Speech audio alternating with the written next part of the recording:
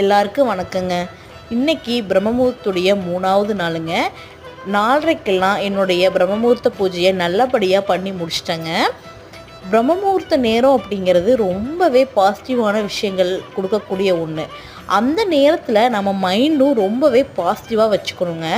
அந்த நேரத்தில் நம்ம எந்த நெகட்டிவான எண்ணங்களையும் வச்சுக்கக்கூடாது. எந்த வேண்டுதலுக்காக நீங்கள் விளக்கேற்றுறீங்களோ அந்த வேண்டுதலை ஸ்ட்ராங்காக நீங்கள் வேண்டுங்க.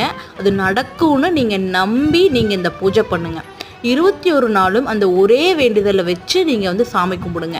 டெய்லியும் ஒரு வேண்டுதல் அப்படின்னு சொல்லி மாற்ற வேண்டாம். 21 நாள் முடிஞ்சு அடுத்த வேண்டுதலுக்கு அடுத்த 21 நாள் அப்படின்னு சொல்லி நீங்கள் வேண்டலாம், தப்பு கிடையாது. ஆனால் ஒரே வேண்டுதல் மட்டும் வச்சு வேண்டுங்க. டெய்லி ஒரு வேண்டுதல் நீங்கள் வைக்க வேண்டாங்க. அந்த வேண்டுதல் நீங்கள் ஸ்ட்ராங்காக வேண்டும் போது நிச்சயமாக உங்கள் வேண்டுதல் நிறைவேறுங்க. Thanks for